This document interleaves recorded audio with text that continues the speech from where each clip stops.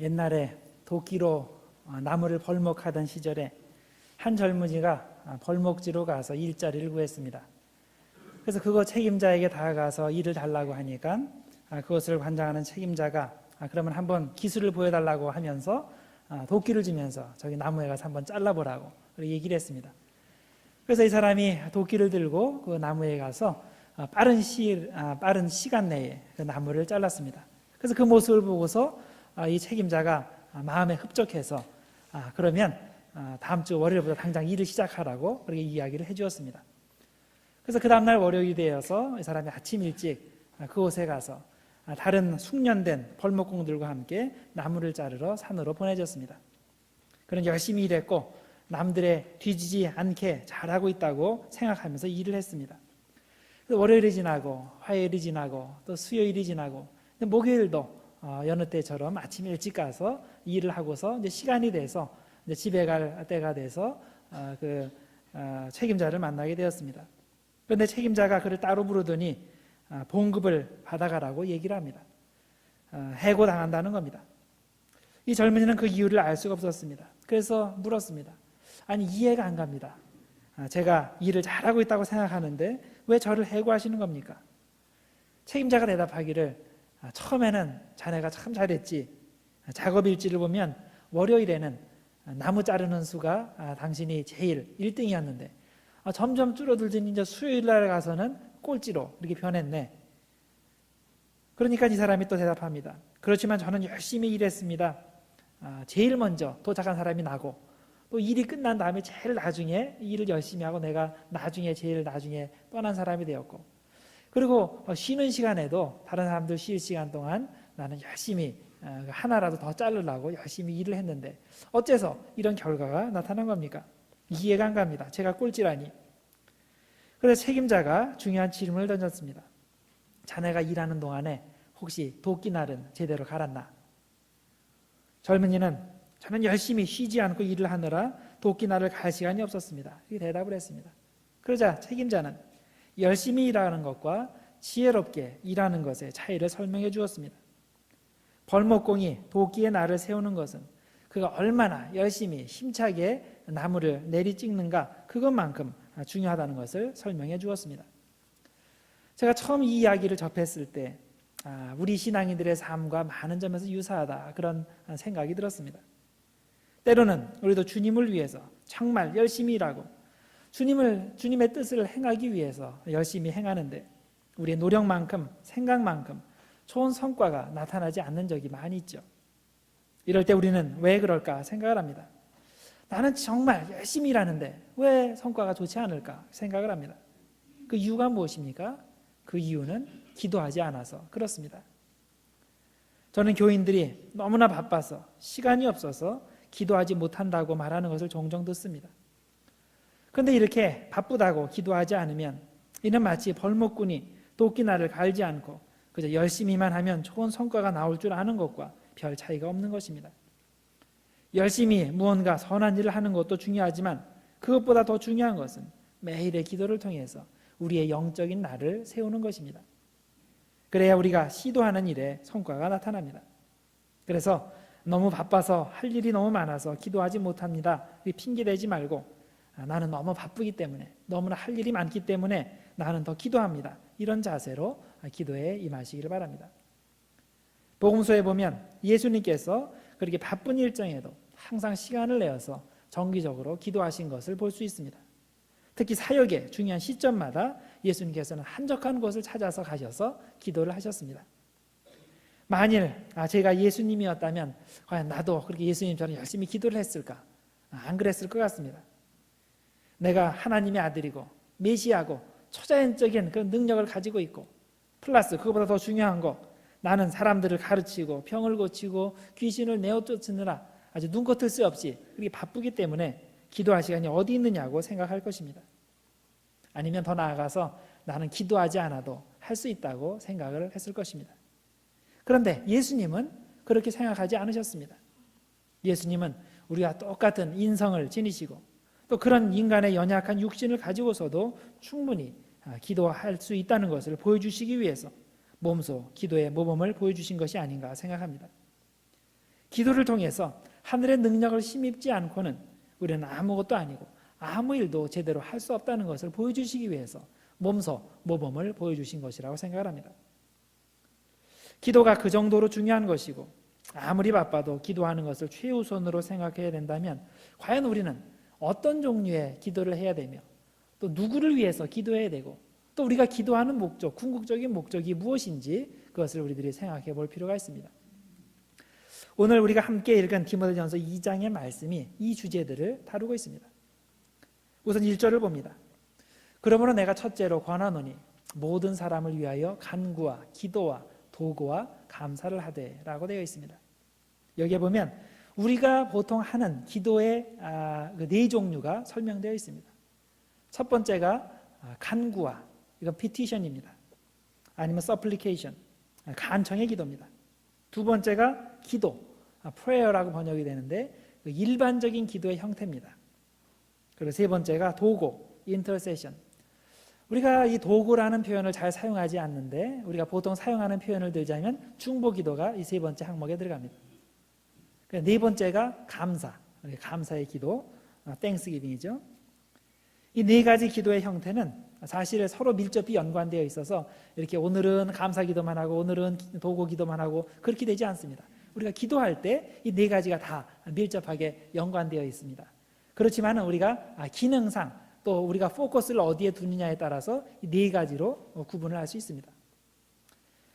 일단 첫 번째부터 보겠습니다. 첫 번째 기도가 간구입니다. supplication. 데시스인데요. 그리스 원어로도 이것이 이제 간청의 기도 아니면 청원의 기도 그런 뜻입니다. 우리가 살다 보면 급한 일이 생깁니다. 그래서 어떤 급한 육적인 영적인 필요가 생길 때 그것을 해결해 달라고 하나님께 간절히 기도를 하는데 이것이 첫 번째 형태의 간구입니다. 기도에 대해서 이렇게 오해하시는 분들이 간혹 있습니다. 우리는 하나님의 자녀이기 때문에 하나님께서 우리의 모든 사정을 다 알고 계시고 다 보고 계시기 때문에 우리가 특별히 이러한 육신의 것을 위해서 기도하지 말아야 된다고 생각합니다. 당장 먹을 것이 없어도 당장 마음이 힘들고 아파도 그런 급박한 제목을 가지고 그런 개인적인 것을 가지고 기도하지 말고 하나님의 뜻과 의를 위해서 뭔가 고상한 목적을 위해서 기도해야 된다고 생각합니다. 그런데 성경이 가르치는 것은 절대 그렇지 않습니다. 그런 고상한 제목들을 가지고도 당연히 기도해야 되지만 우리가 급할 때는 정말 긴급하게 간구를 해야 되는 것입니다. 이것이 하나님 앞에 정직한 기도의 자세입니다. 두 번째 기도의 종류는 기도, prayer라고 번역되는 프로스유케라는 그런 단어입니다. 이것은 일반적인 우리들이 일상적으로 하는 그런 기도의 형태인데 아마 우리가 일상적으로 하는 그런 교제의 기도의 형태입니다. 이 기도는 우리가 정기적으로 일상적으로 하는 기도인데 특별한 기도의 긴급 제목이 없어도 매일매일 하나님과 교제하며 기도하는 그런 기도를 말합니다. 여러분들이 친구와의 관계를 생각해 보면 어떤 때는 어떤 특별히 얘기해야 되겠다 하고서 만나는 경우들이 있죠. 그런 특별한 목적이 있는 경우입니다. 그런데 그런 거 말고 우리가 친구니까 그냥 만나면 좋고 그래서 얘기하면 좋고 그런 목적 때문에 만나서 얘기하는 교제를 나누는 그런 경우가 있습니다. 아마 그런 경우가 이 두 번째 기도입니다. 어떤 특별한 목적을 가지고 하나님께 나와서 기도하는 것이라기보다는 그냥 하나님과 대화하면 좋고 기도하면 좋기 때문에 하는 그런 종류의 그런 일상적인 수준의 기도를 말합니다. 이게 두 번째 기도입니다. 물론 어떤 때는 우리가 자녀를 위해서, 교회를 위해서, 나라를 위해서 긴급하게 기도를 해야 되는데 그것이 첫 번째 경우고 보통 때는 우리가 이런 긴급하지 않은 마음으로 똑같은 제목을 가지고 그것을 기도할 수 있는 겁니다. 이것이 이제 두 번째 기도인 프로스유케입니다. 예수님께서 평소에 자주 한적한 곳에 가셔서 그것에서 기도를 하셨는데 아마 이 두 번째 종류의 기도가 아닌가 생각을 합니다. 자, 세 번째 종류의 기도는 도구입니다. 엔티옥시스, 그리스어로 그렇게 되어 있고요. 이건 인터세션. 이 기도는 자신을 위해서가 아니라 남을 위해서 하는 기도입니다. 우리가 보통 이런 종류의 기도를 중보기도라고 부릅니다.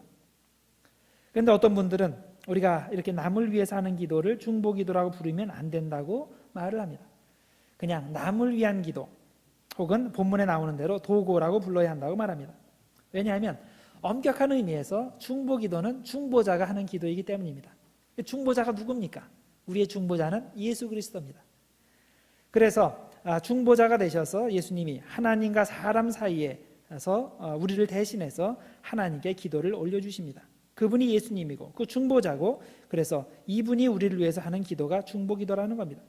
그래서 중보기도는 예수님이 우리를 위해서 하시는 기도, 성령님께서 우리를 위해서 간구하시는 그런 종류의 기도에 국한시키고, 우리가 남을 위해서 하는 기도는 도고라든지 아니면 다른 표현을 사용해야 된다고 얘기를 합니다. 그런데 제 생각은 약간 다릅니다. 우리가 중보기도라는 그런 단어를 그렇게 너무 엄격하게 적용할 필요가 없다고 생각을 합니다. 하나님과 어떤 사람 사이에 서서 그 사람을 위해서 하나님께 기도를 드리는 것은 예수님만이 할 수 있는 것이 아니고 다른 사람들도 할 수 있는 일이기 때문입니다.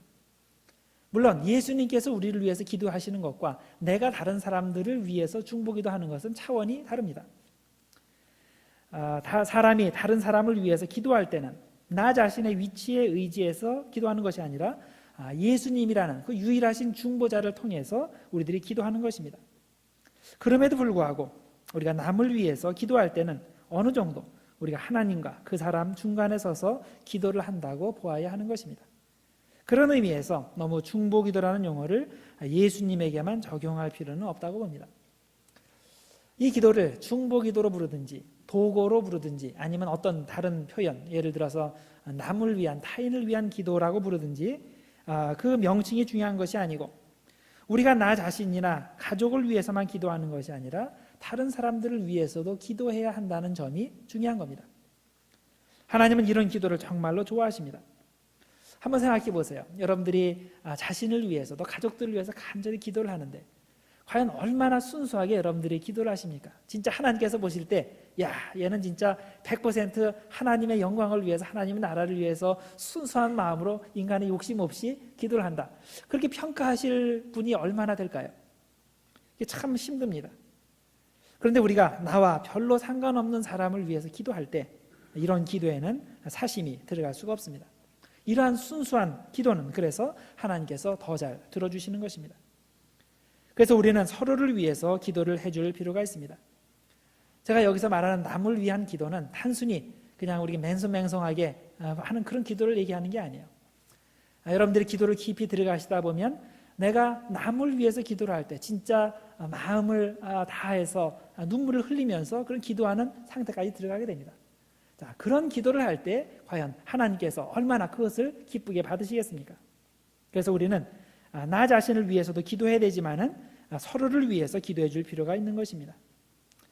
여러분들 이렇게 많이 모이셨는데 여러분들 각자가 하루에 1시간씩 여러분 자신을 위해서 간절히 기도하는 것보다 여러분이 서로를 위해서 간절히 10분만 기도하는 것이 기도가 훨씬 응답이 빠릅니다. 그래서 우리들이 전체적으로 함께 기도할 필요가 있는 것입니다. 기도의 동지들이 필요한 것입니다. 그래서 여러분 혼자만 기도하지 말고 서로 마음을 나누며 서로를 위해서 기도를 하시길 바랍니다. 이것이 본문에서 말하는 세 번째 기도의 형태인 도고입니다. 네 번째 형태의 기도는 감사의 기도입니다. 그리스어로 유카리스티아라는 단어로 되어 있는데 글자 그대로 감사입니다. 하나님께서 베풀어 주신 과거의 은혜, 현재의 은혜, 또 미래의 은혜에 대해서 하나님께 감사를 드리는 그런 기도입니다. 사실 이 감사는 우리가 하나님께 드리는 모든 기도의 기초가 되는 사항입니다. 우리가 하나님께 직접 기도할 수 있는 것 자체가 사실 감사의 조건인데, 옛날에는 어떻게 우리의 소원을 하나님께 아뢰었습니까? 구약 시대에는 제사장들을 통해서 하나님과 교통을 했습니다. 그래서 하나님과 커뮤니케이션을 하기 위해서는 제사장을 통과해야 됐습니다. 가톨릭 교회 시절에도 역시 사제를 통해서 하나님께 기도를 올렸습니다. 거룩하지 않은 우리가 직접 하나님께 기도를 올린다는 것이 맞지 않는다고 생각을 했기 때문입니다. 그런데 현재는 어떻습니까? 우리가 직접 하나님께 기도를 올리죠. 우리가 예수님을 통해서 기도하기만 하면, 즉 우리가 예수의 이름으로 예수님의 영광을 위해서 기도하기만 하면 이 기도가 직접 하늘에 도달하고 하나님께서는 직접 우리의 기도를 들으시는 것입니다. 자, 지금까지 네 가지 기도의 종류를 여러분께 말씀드렸는데, 여러분들께서 기도하실 때 이 네 가지 종류의 기도를 섞어서 그 기도를 하실 것입니다. 자, 그렇다면 잘 생각해 보시기 바랍니다. 그렇다면 여러분들이 기도하실 때, 가령 일주일 분량을 여러분들이 딱 생각을 하실 때, 기도하실 때 여러분들 이 첫 번째 이 간구의 형태의 기도를 몇 퍼센트 하시는 것 같아요? 아니면 그 일상적인 그 친교의 형태, 그냥 좋아서 하는 그런 기도를 몇 퍼센트나 하시고, 남들을 위한 기도를 몇 퍼센트 하시고, 또 어떤 경우에는 진짜 순전히 하나님의 은혜에 감격해서 감사하면서 하는 기도, 이게 어느 정도 되십니까? 한번 생각을 해보시기 바랍니다. 우리가 기도를 할 때 너무 한쪽에 치우치지 말아야 됩니다. 너무 달라는 기도만 하지 말고 하나님 주신 은혜를 생각하시면서 진심으로 감사를 해보시길 바랍니다. 그러면 너무나 큰 은혜가 됩니다. 또 자기 기도만 하지 말고 주변에 기도가 필요한 사람들을 위해서 기도해 보시기 바랍니다. 하나님께서 기도의 능력을 부어주시고, 그리고 여러분의 기도를 통해서 응답하시는 그 능력을, 그 놀라운 기적을 여러분들 체험하실 수 있을 것입니다. 자, 그러면 우리가 이렇게 4가지 종류의 기도를 하는데 우리는 특별히 누구를 위해서 기도를 해야 될까요? 1절과 2절을 봅니다. 그러므로 내가 첫째로 권하노니 모든 사람을 위하여 간구와 기도와 도구와 감사를 하되. 누구를 위해서? 모든 사람을 위해서 기도하라. 임금들과 높은 지위에 있는 모든 사람을 위해서 기도하라고 되어 있습니다. 자, 모든 사람을 위해서 기도하라고 되어 있는데, 우리가 기도를 한다고 할 때 대개 누구를 위해서 기도를 많이 합니까? 나 자신을 위해서 기도를 많이 하지 않습니까? 나 자신의 건강, 직업, 학업, 인간관계, 이런 것들을 위해서 기도를 합니다. 여기서 조금 더 나아가는 분들은 가족들 한 사람 한 사람을 생각하면서 그들을 위해서 기도를 합니다. 근데 성경은 뭐라고 말합니까? 그 정도로만 기도하지 말고 모든 사람을 위해서 기도하라고 권고를 합니다. 자, 모든 사람이라면 나를 평소에 못 살게 구는 그 사람을 위해서도 기도하라는 말일까요? 당연히 그렇죠. 뒤에서 내 욕하는 그 사람을 위해서도 당연하죠. 다른 사람들을 못 살게 구는 그 질 나쁜 사람을 위해서도 당연히 그렇습니다. 그런 사람들을 포함한 모든 사람들을 위해서 기도하라고 성경은 말하고 있습니다. 여러분들이 만나는 사람들, 여러분들의 생각에 떠오르는 사람들, 그런 모든 사람들을 위해서 기도하라고 여기서 말씀을 합니다.